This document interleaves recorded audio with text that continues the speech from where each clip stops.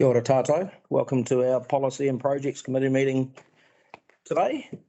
I'll start with the karakia tematanga.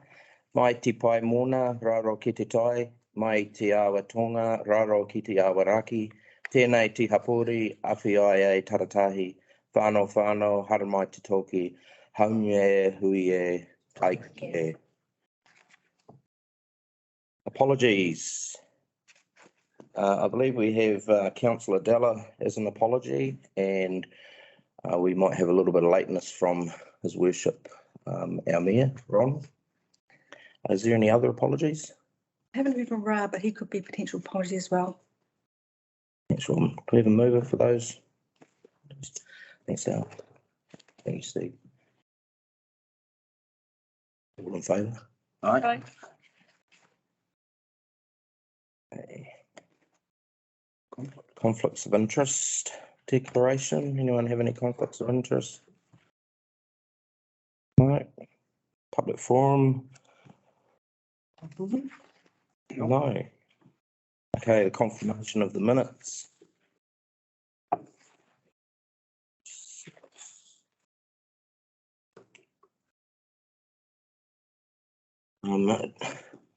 We have a mover that the minutes of the Policy and Projects Committee meeting held on 23rd November 2022 are true and correct.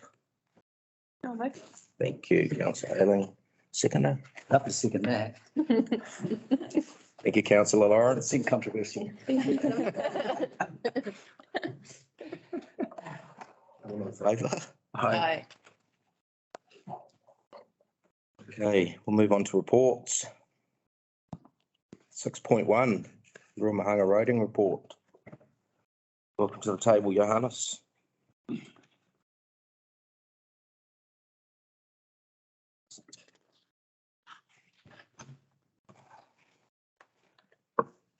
Kia ora, councillors. I take the report as read, and I might just make an apology for Twinkle. So in my absence, Twinkle obviously did the report and did a really good job, but he's currently working with Rumahanga Road in submitting our next emergency event plan to Wakakutai. So with that, I'll open the table for questions.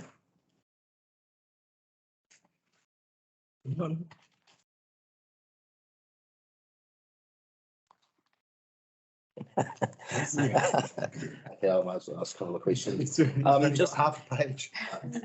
Johannes, I'm just wondering if is council making any kind of, I don't know whether it's through our waste officer Cody, any pushback with, you know, how we're collecting dump tyres.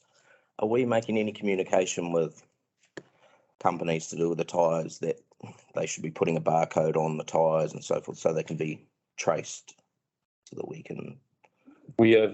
I'm not aware that we are doing anything in that space. I know that tires in the solid waste space is a challenging one as it is. They do go to the landfill. We do accept them at the landfill and or at the transfer station, and then gets transferred to the landfill. We can look into that, but I think it will be challenging because of just the number of tires in the country, and especially the number of old tires in our district, because most farmers use tires for their silage. I think sometime, yeah, it'll be a difficult one. It's not a regular thing to find tires next to the road. It does happen, but it's not something that happens every week. Okay. I just know there's more emphasis going on the manufacturers now of these products and whether they are going to have something on there that so that the tyres are traceable in the future. I don't know whether that's something they're going to be forced into or. We can look into that. In terms of solid waste, there's probably a kind of in that same space. There's probably a bigger challenge with other type of plastics. or with other types of solid waste that gets branded and incorrectly branded.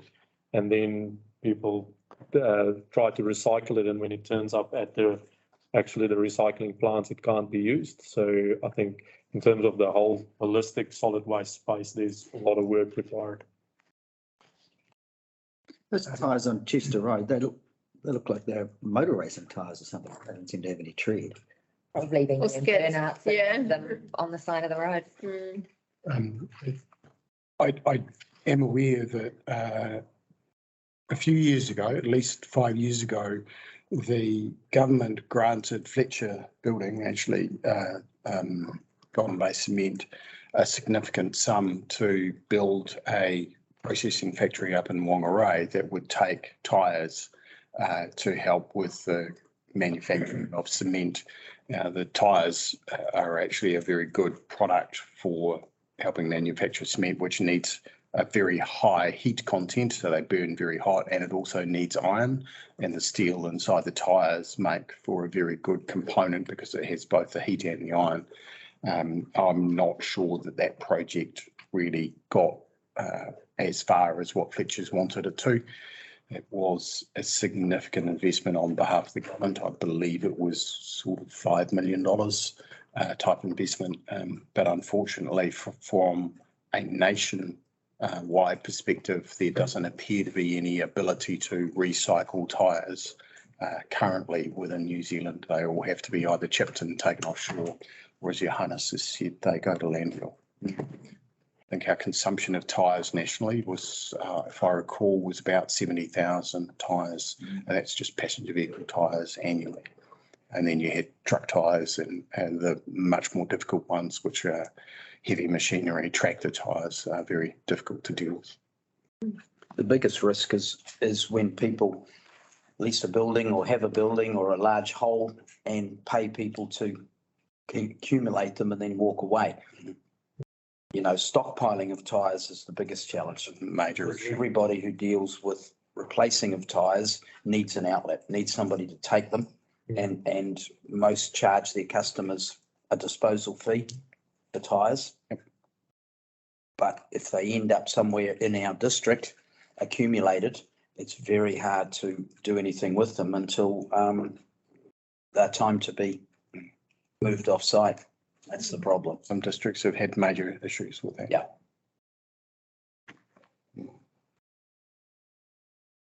Keep an eye on that. I had a couple of questions in page 23, the emergency event works part. One of the questions was, I wondered if you could explain how it works when we get the grants from the government for our roading. Does the money get given to us and put into our account and then we pay it as we need, or do we draw it down as jobs get done?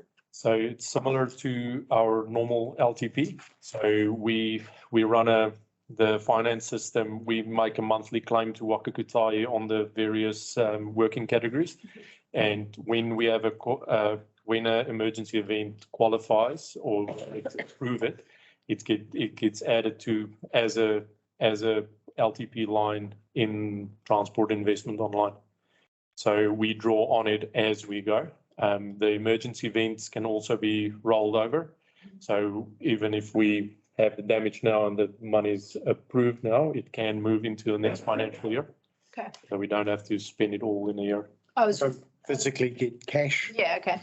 I was just wondering if there was a risk because I noticed that we haven't spent huge portions of it yet. I'm just worried that the money will disappear if we don't spend it in a time frame or anything like that, or? So it doesn't disappear. So part of our application, we've put together a program, and if we for some reason can't deliver it, we can roll it over to the next financial year. So we do end of year adjustments, program adjustments for Waka Kotahi. The only challenge is if in a financial year you have to go up to 10% of your 10% of your approved LTP, and over and above you qualify for additional FAR. So every year you have to spend that first 10% first at your original FAR, and then you get your next 20% or even more. So that's the only risk of not completing it in the financial year. Right. Thank you for that. Waka Kotahi's, there is a rolling 3-year period as well. Yes.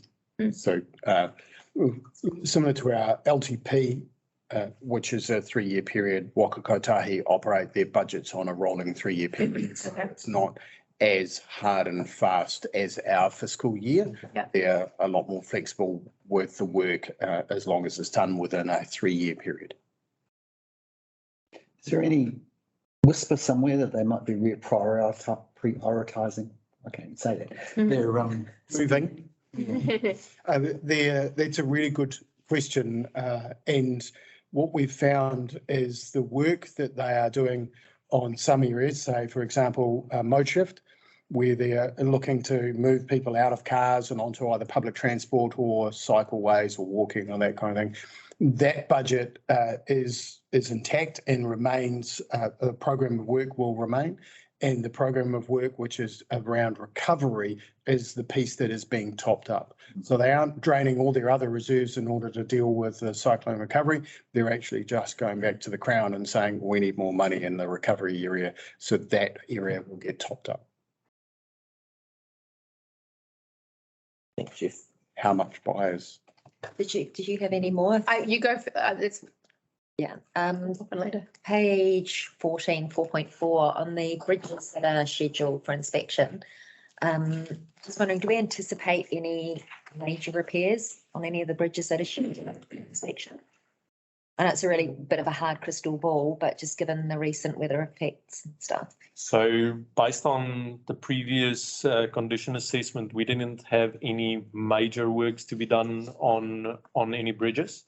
So if I was talking in terms of like major structure improvements, we do have just the type of maintenance that needs to be done. There's a few bridges that has had some damage over the, not necessarily storm damage, but just mechanical damage, cars guarding into it, and that is the plan for this year. But Nothing major, no.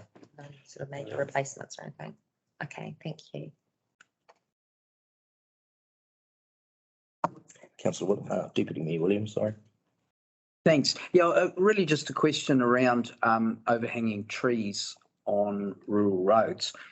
I was talking to a truckie recently who was commenting on just how many broken exhaust stacks and mirrors they get from overhanging trees and the risk of trucks taking a wide berth to get around overhanging trees. What is the best way for a contractor or people who are using the roads all the time to advise council or notify council of problem areas rather than ring and log a single incident? Is there a process that a contractor can say, well, here's a list of the areas that are most concerning? So first step, Councillor Williams, so the first step is service request, which they can request to have a discussion on a bigger multiple requests. Normally we do get service requests like that routinely, and it gets added to the routine maintenance. We also do network inspections, and overhanging trees are added to the maintenance program. So if there's information like that, then we're happy to receive it. Okay, thanks.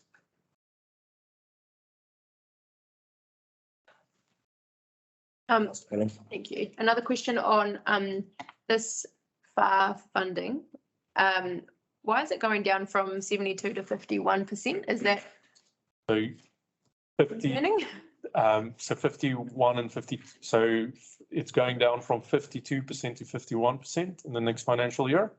That's our normal FAR rate. Okay. The 72% is an additional 20% for emergency events. So once you've have spent 10% of your annual annual budget in terms of emergency, everything above that qualifies for additional 20%. And if you can prove major hardship, you can request and qualify for even more subsidies. Thanks for explaining Just one other subsequent question in the same area. It said that you had a meeting regarding the most recent cyclone issue. It says that there'll be information coming to our next meeting, but can you just indicate if the meeting went well and if you feel that we will have any issues getting the funding for the next emergency pop-up? At this, so we had confirmation that our October claim has been approved last night. So how it works, we need to notify them within 7 days of an event, and then we have time to submit our claim or our the details of the claim. So now we've done that up until Gabriel is getting submitted today, and then Waka Kotahi reads that takes their time in dealing with it. There's been no indication that that we're at risk of not being approved. Having said that, we're very aware that there's other parts of the country that also had massive hardship. Last year we ran the risk because in February, I think it was in February, when our emergency event coincided with the Nelson floods. And then Waka Kotahi said that we might not or ours might be delayed or deferred or not approved, and we got approval for those ones. So there's no indication at that time, at this time. So we're hopeful that it will also be approved.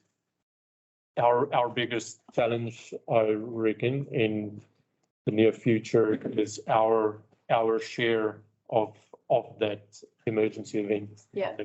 Because it is adding up really quick, and at this stage it's a kind of a big number. I've kind of got a question to follow on from yours. In regards to that, have we got a ballpark figure that we're going for? For the combined for all the emergency. No, for the Cyclone Gabrielle. So Gabriel was had less effect on our network than Hale. So Hale was the big one for us. Hale is sitting at around 4.8 million, and current indication estimates for Gabriel is sitting at about 1.8 million. So if we did not have had Hale, Gabriel would have probably been in that 5 million bracket, because it's a lot of the same areas. And that's just one district, Yeah. isn't it? And winter has yet to come.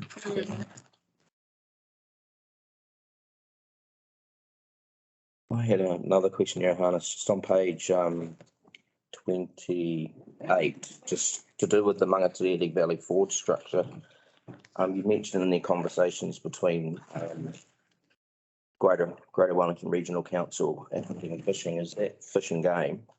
But my question was, were our local iwi involved in those conversations to figure out what was decided between? So the answer is we haven't engaged iwi on that matter specifically. It's not a new structure. It's maintenance of an existing structure. So we wouldn't follow a consultation process on routine maintenance activities. Does that answer the question? And was that Fish and Game? It is definitely Fish and Game, definitely not hunting and fishing. Is there any welcome, His Worship? My apologies, Mr. Chairman, No problem. explained it out. Is there any further questions on the? The Wiltons Road pavement rehabilitation, is that the section that you showed us when we did Alpha Mill? Okay, cool. Okay, if nothing else, I just want to say thank you to Twinkle for the report. I think it's great that all the visibility improvements with the new signage and so forth, that's fantastic.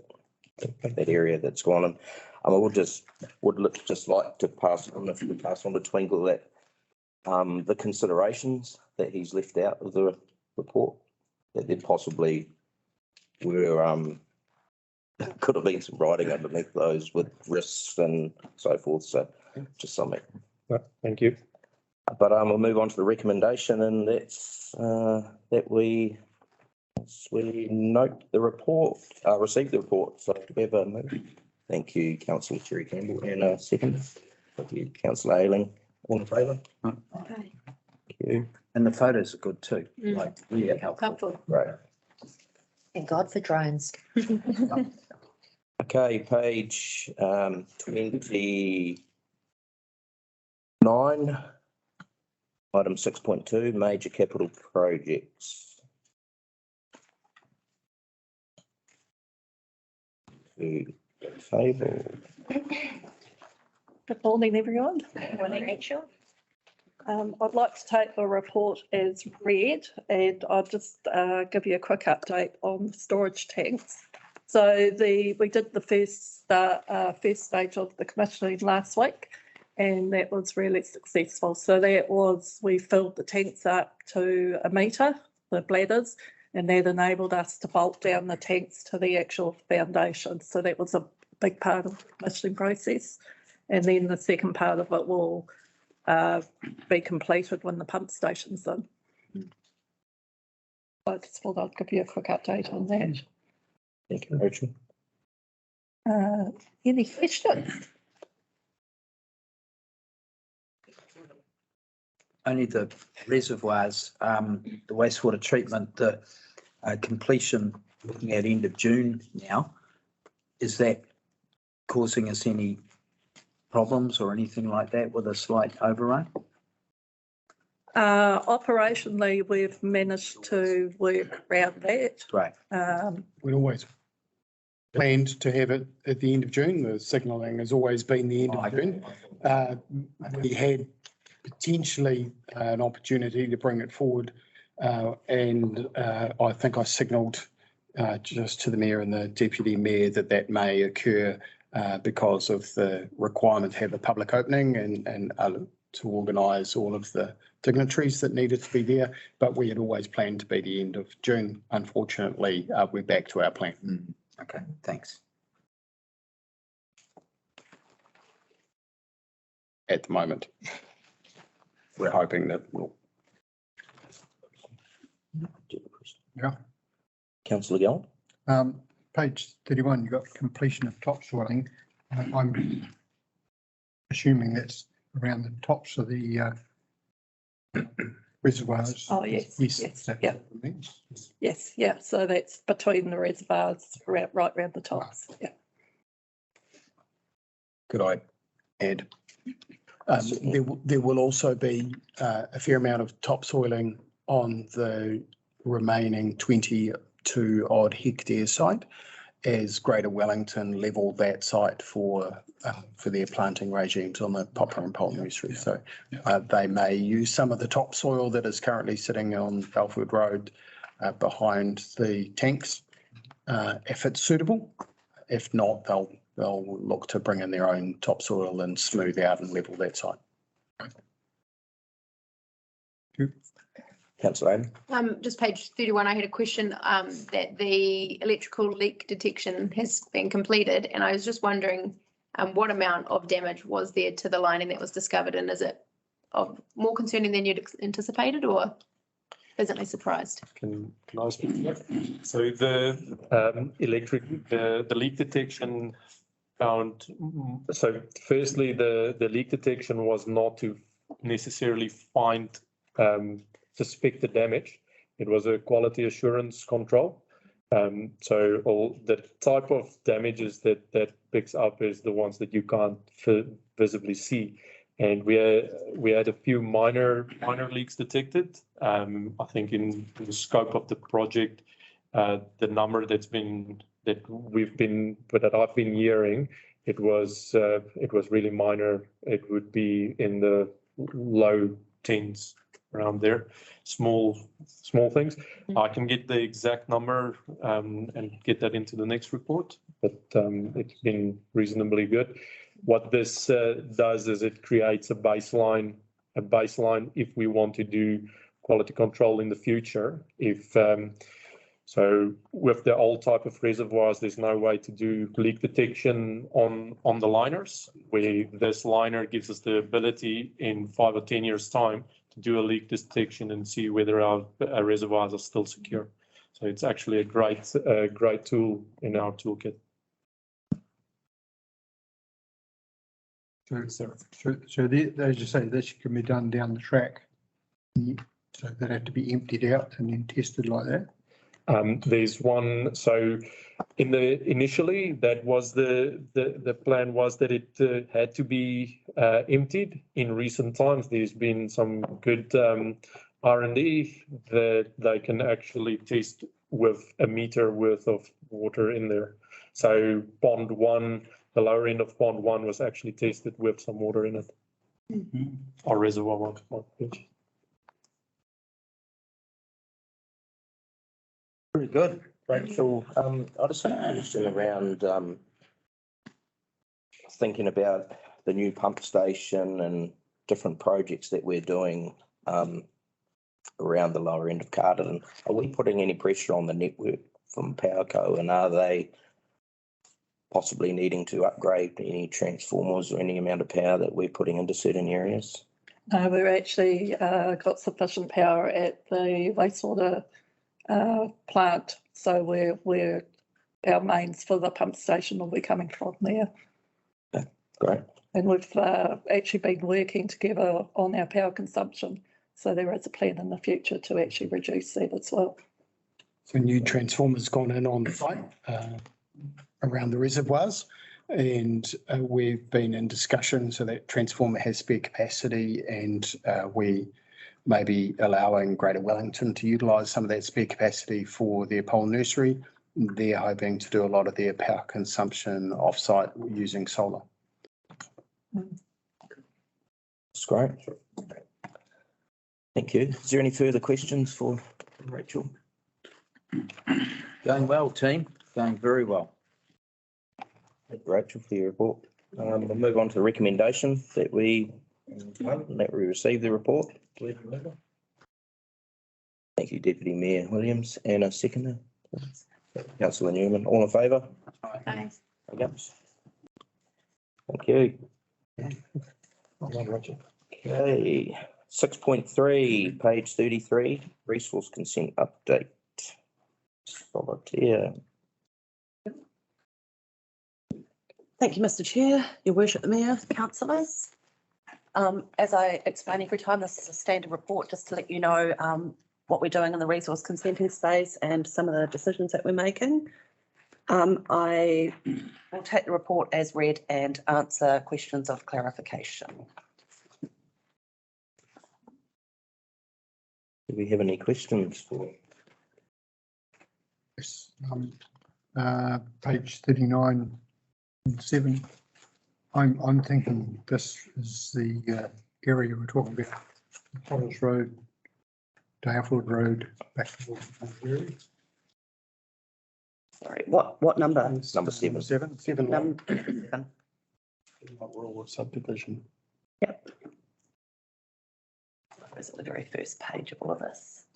Page 39. Yeah. 39. Yes, it is. Yeah, Hodders Road, Watson's Line, Dalefield. We shouldn't allow anyone to build anywhere near there. That's why it has no build on any of those areas that are identified as flood or liquefaction. We've got no builds that will be registered on the title, So but it does but not built on. not built on those identified areas. The flood hazard and the minor liquefaction within that area only triggers a portion of the top of it. So all the smaller 1 hectare lots or 2 hectare lots, I think that they were, I didn't do the decision myself. The 2 hectares are down the back and they're in the pure rural primary production area that's completely outside the flood zone. The rural special part of the property is triggered because of the flood zone in the top corner, and they are all complete no build zones. Yeah, and there's already an existing dwelling on the main lot there. Yeah. Yep. And bear in mind, this was granted before Cyclone Hale and before Cyclone Gabrielle. Yeah. And our district plan at the moment doesn't prevent it. Yeah, that's the. Yeah. That's what needs to be remembered with all the resource consents that are approved at this moment. Yeah. Deputy Mayor Williams. Yeah, just a comment really, it seems to be quite a few rural residential subdivisions in this report. Is that property owners preempting the district plan review, or is it? Absolutely. So it's is that manageable? Like we're able to, process them with a view to the future and either the future plan? While the district plan is currently operative, we have no choice. Yeah, and then as it goes through the process, you put more and more weight onto any proposed new rules. Yeah. But at the moment, we have one plan to work under. Yeah. And of these ones that were approved, would they still be approved under the new district plan? Some of them, yes, some of them, no, not so much the multiple 1 hectares and then the 4 hectares. That's too small, isn't it, lot size? But you would need to actually, and we don't have the time right now to be Yeah. assessing these that we're granting Mhm. against what might happen because those rules haven't been Mhm. 100% confirmed by the committee. Yeah. Yeah, a lot of them wouldn't be. So, the intent of the new district plan going forward is to have that 40 hectare minimum lot, but still allowing some developments or boundary adjustments. And then looking at other areas where we believe it's already been compromised, such as lots that are under 4 hectares already. Yeah. That they're the ones we'd rather see further developed Mm. because they're not that economical. Yeah, makes sense. It's main- More coming through the system. There's always more coming through the system and we anticipate that we will see it. It's not just us, it's happening in South Waitanapa and Masterton. Yep. Our last district plan committee meeting, it was noted the volume over the last couple of years has just like that. I guess the underlying question is, are any of these likely to cause a real problem for us in the future or not really? In what way? I don't know. Pretty open-ended question.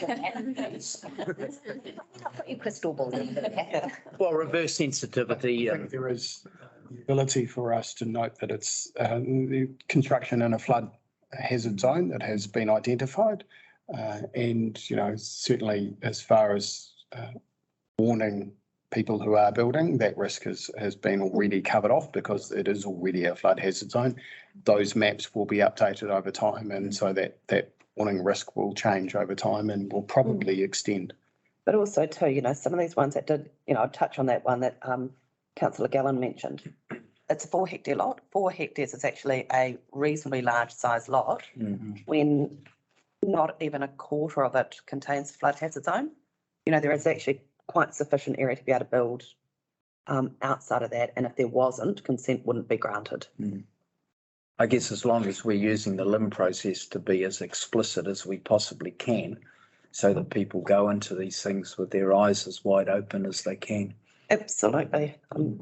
Potential issues around land use, change of land use and protected land use from the government side looking at that. There's some of these lots are in Most of the consideration will be around highly productive land. The interesting thing is a lot of the ones where these are not on your class 1 or 2 or 3 soils. They fall outside of that. For us, we've actually probably got the most class 2 and 3 land in the district, very little class 1. And most of it is over our eastern and northern sides of it. So a lot of this isn't deemed in that bracket, but we are asking and expecting that we get assessments against that in that policy statement with our rural subdivision applications now. Good one. Yeah. That's good. Productive land. Good work, Robin. Sorry, this might be a really basic question, but just because I'm a new councillor, I just wanted clarification. With all of these rural subdivisions, we've got 10, 6, 5, so many new lots being created. What does that do to our rating figure? Does that get divided among every lot size, or is it only once there's a house on it? Once there's title issued. Once there's a title. So once the lots are divided, that gets a title, or it's another process on top of that? So they get their application in, we grant the approval for a subdivision consent. We put conditions on it. This is if it's subdivision, if it's land use. Yeah.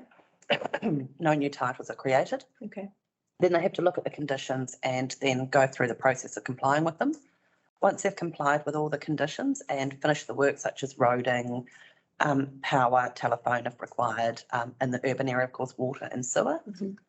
Then they put an application into us showing us all their plans and how they complied with approved plans, because we often approve engineering plans. Then they submit us an as-built plan, we check that all that's done.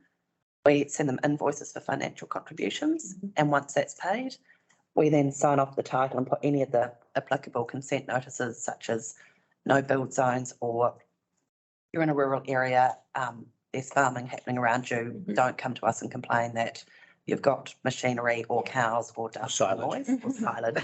Yeah. And once all that's done, we sign what's called a section 223 and 224. And then that goes off to Lynn's and the lawyers, and all of that happens, and we get notification of new titles and then new valuation numbers that are issued in our system. And that's when it pops out, and then you've got your rating. But the rating doesn't kick in until the next financial year. Yeah, they get one grace period, is it? Yeah. Right. Awesome. Thank you. And obviously it increases in value once they start improving it and so forth. Yeah. Capital value. Any further questions for Tia? Thank you so much. I know you're in a difficult position with working through the new district plan and having to adhere to the existing. So we'll move on to the recommendation, and there's one that we received the report. Do I have a please? Thank you, Councillor Cherry Campbell, seconder. Thank you, Deputy Mayor Williams. All in favour? Aye. Yes. Thank you. At least it's better than going under forestry. Okay. Our final item of the day is 6.4, updated Wairarapa Library Service Policies on page 14.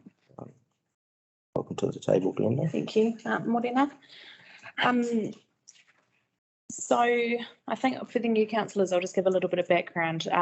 Last year, we closed off an old committee, which was the Wairarapa Library Services Combined Committee. So that had South Wairarapa and Carterton together on a committee. And at those meetings, we discussed the policies and the workings and the ins and outs of Wairarapa Library Service. What we found was that became quite an operational committee, and it was like once a quarter, and it was about 20 minutes long, and we were like, oh, this is getting a little bit, to a point where we didn't see the value in it for anybody involved. We brought that committee back to sit with just the staff at an operational level, and then we would just bring up things as and when needed to policy and strategy or into the CE's report at Ordinary Council. So these two policies have just come up. They are quite operational policies, but there were customer-facing information in those policies. So the CE has signed these policies off, but we just wanted to bring these policies to you just for noting and for your reference, as they will go up onto the websites. So I'll leave them there. I've just okay. Yes. Page 61 of the agenda, so it's page 11 of attachment 2. Yeah. Under the stack collection. Yeah. The second sentence in the first line doesn't make sense. Okay. No new will be purchased per stack. Is it no new collections? That's what you already picked up. Items. See, I read it. And, So read and there's another one. We did that deliberately, actually. So there's another one. I'm just letting someone else pick that one up. Another one on page 7. It's under payments. Customers owing $20 or are automatically debarred. Yeah. That'd be or more, potentially. Yes. Wow, you guys. That's very good. Where I noticed them too. Some people might think we don't have I'm a- life, Steve. Chocolate fish, yes. Jeff didn't know about that one. Yeah, I don't know about the second one. I had picked up the first one.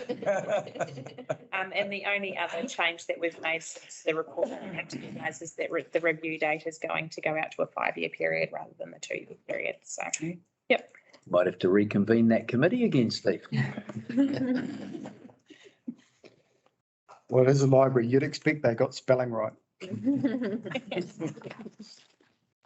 not grammar. Is there any further comments or questions for Glenda? Only that I think, under Annette and the staff that we've got here and Southwide, the library service is extremely well run. I hear nothing, like in the public, I hear nothing but favourable comments about the environment in the library and the reception that people get and just how welcome they feel. And, I think any of these operational or policy changes seem to be done, in collaboration with the staff and the management. And yeah, I think it's our job to, give them all that they need to keep doing what they do. Thank you. Thank you, Dale. Thanks, Deputy Mayor Williams.